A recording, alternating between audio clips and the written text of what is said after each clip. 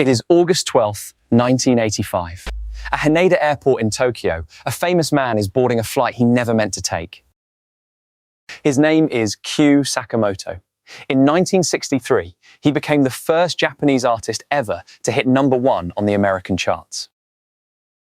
He always flew a different airline, but tonight, every seat on it is booked solid for the holiday, so his ticket gets moved at the last minute onto this one instead. His wife does not know he switched flights. She will find out from the passenger list. The aircraft is a Boeing 747, over a decade old, flown thousands of times before. 509 passengers, 15 crew. In the cockpit, the most experienced 747 captain in the airline isn't flying tonight. He's sitting in the co-pilot's seat, teaching. Masami Takahama has flown this exact route for years. 12,400 flight hours, nearly 5,000 of them on this specific aircraft type. In 12 minutes, this aircraft will suffer the most catastrophic structural failure in aviation history. And then it will keep flying anyway, completely uncontrollable, for 32 more minutes. 520 people will not survive it. It remains, to this day, the deadliest single aircraft disaster in the history of flight. The cause traces back 7 years to a repair Boeing was supposed to get right, and quietly didn't. You're watching Black Box Breakdown. Japan Airlines 123. 7 years before this flight, this exact aircraft already tried to kill everyone on board once. Nobody outside the industry ever heard about it. June 2nd, 1978. This exact same aircraft is landing at Osaka on a routine domestic flight from Tokyo. It bounces on the first touchdown. On the second, the tail slams into the runway. 25 people are hurt. Nobody dies. The story ends there. Everyone assumes. The impact tears open the aircraft's aft pressure bulkhead, a domed wall of metal built to hold the entire cabin's air pressure in every single flight for the rest of the aircraft's life. JAL patches it temporarily, then flies the aircraft to Tokyo. There, Boeing sends its own repair crew to fix it properly, for good. Boeing's repair instructions are exact. The torn section of bulkhead needs one new splice plate, correctly sized, fastened down with 2 full rows of rivets. That is not what happens. The crew on the ground installs a plate that's too narrow for the job and packs the gap with a separate filler piece instead of the real part. According to Japan's own investigators, the result is that a joint meant to be held by 2 rows of rivets ends up held by 1. Its strength cut to about 70% of what the design called for. No written record of the substitution is ever filed. A Boeing inspector checks the work and does not catch that it doesn't match the drawing. Sealant is later applied along the repair's edge. From that point on, nobody can even see the joint well enough to check it again. July 12th, 1978. The aircraft passes its post-repair inspection. It is cleared to fly. Nobody involved knows anything is wrong. Every single flight after that day pressurizes the cabin, then depressurizes it again on descent, like inflating a balloon. 7,400 times a year. At the weakened rivet holes, microscopic cracks begin forming almost immediately after the repair, too small to see, growing with every single flight. The aircraft keeps flying, completely normally, for 7 more years. 12,319 more flights. December 1984. Mechanics perform a scheduled inspection, the kind every aircraft gets every few thousand hours. They check the area. They find nothing. Investigators later calculate why. By that inspection, the cracks were already about 1 centimeter long, but so thin, a visual check had only around a 1 in 10 chance of catching any single one. This is what one of those cracks actually looked like, magnified thousands of times under an electron microscope. Every faint ridge, a single flight cycle. This was not simple negligence. It was a defect built to hide from the exact kind of inspection anyone would have thought to run. By August of 1985, the cracks have grown and linked together into a single fracture line, almost the length of 2 strides, hidden inside the tail of the aircraft. Nobody on the ground knows it's there. Nobody boarding tonight's flight has any way of knowing it's there either.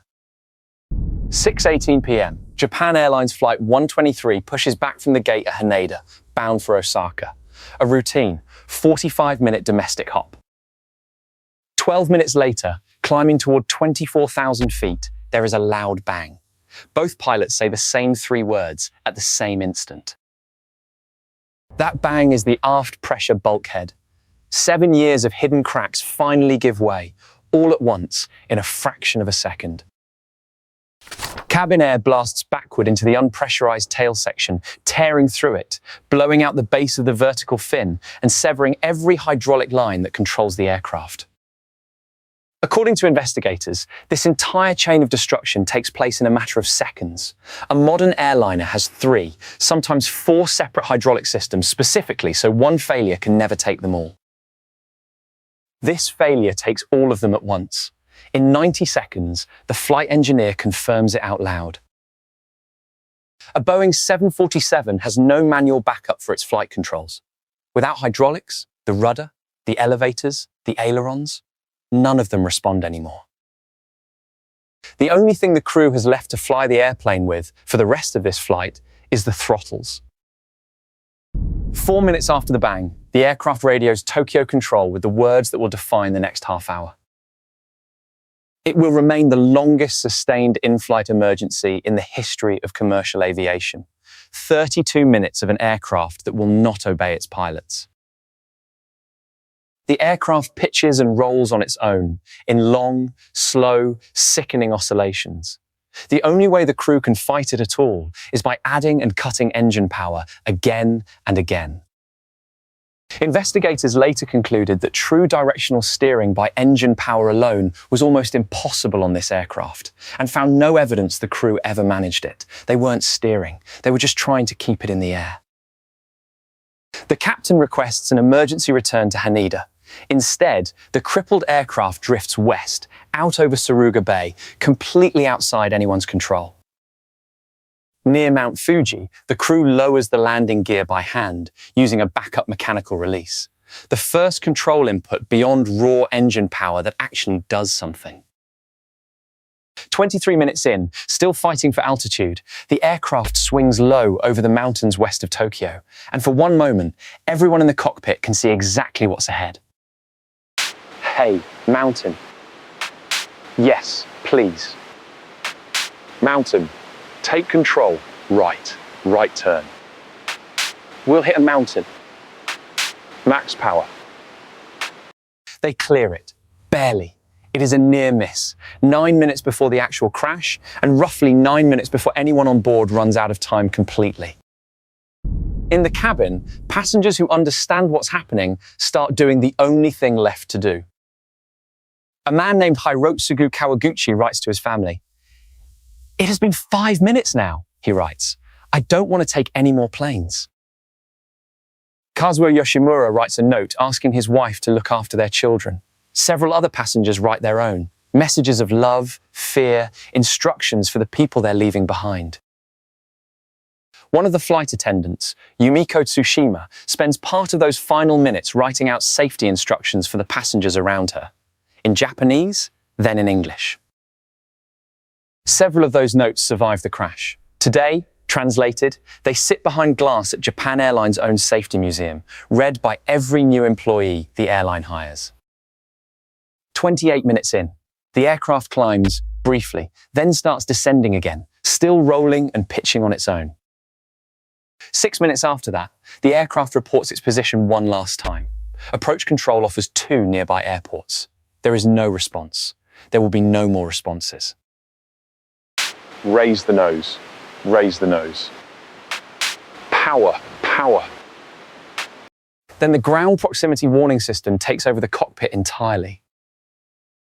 6 times, the same automated voice repeats the only warning it knows how to give. The official cockpit voice recording ends 18 seconds later, 32 minutes and 16 seconds after it began. The aircraft clips a ridge, then a single tree, then comes down nose first onto a mountainside in Gunma Prefecture on a slope that will later be named Osutaka Ridge. 524 people were on board Japan Airlines Flight 123.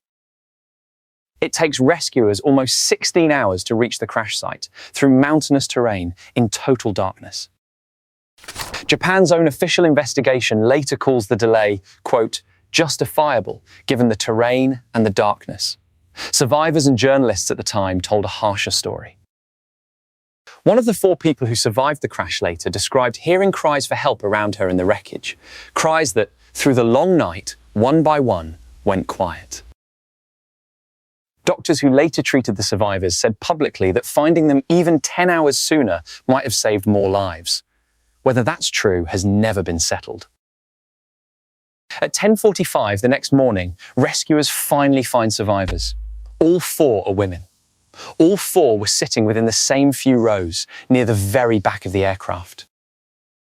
One of them, an off-duty flight attendant named Yumi Ochiai, had survived 16 hours alone in the wreckage. Within 8 months, she was flying again. Another survivor was an 8-year-old girl. Her mother, badly injured beside her, later said her daughter kept talking to her all night, kept her awake, kept her alive. Investigators worked the wreckage for 2 months and the case for nearly 2 years. Their final report runs over 300 pages. This is what they actually recovered of the aft pressure bulkhead, the exact part that failed, laid out and photographed for the record. Their conclusion, verbatim from the official report. The initiation and propagation of the fatigue cracks, they wrote, are attributable to the improper repairs of the bulkhead conducted in 1978. 3 weeks after the crash, Boeing publicly acknowledged that its repair crew had not followed its own specification. It stopped short, at the time, of directly confirming the repair caused the accident. Japanese prosecutors referred 20 people for possible criminal negligence charges, including 4 Boeing employees. In the end, nobody was ever indicted. But the aircraft itself changed. Within a year, Japan's Aviation Authority ordered every Boeing 747 with high flight cycles fully re-inspected and a structural cover installed over the exact opening that let pressurized air destroy this aircraft's tail. A second directive followed months later, permanently folding this exact failure mode into how every aging 747 gets inspected worldwide from then on. 2 men connected to the repair and its inspection, a JAL maintenance manager and the engineer who had cleared the aircraft as airworthy, later died by suicide. Both deaths were widely reported as driven by guilt. The airline's president resigned 12 days after the crash. He is reported to have personally visited grieving families before he stepped down. Kyu Sakamoto, the singer who took the last available seat, died on that mountainside along with almost everyone else aboard. One passenger, a banker named Akihisa Yukawa, also died that night.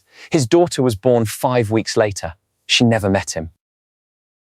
She grew up to become a professional violinist. In interviews, she has spoken openly about a father she only ever knew through photographs and through this story. The crash site itself is now called Osutaka Ridge. A stone monument there lists all 520 names. Every August 12th, bereaved families and volunteers still climb the mountain trail to Osutaka Ridge to pray at the site. They did it again this year, on the 40th anniversary. At Haneda Airport today, Japan Airlines keeps pieces of the actual wreckage on permanent display, not for visitors, but for its own employees. Every new hire walks through it. There was no single villain in this story. There was a hard landing, a rushed repair, one wrong part, and 7 years in which nobody had a reason to look again.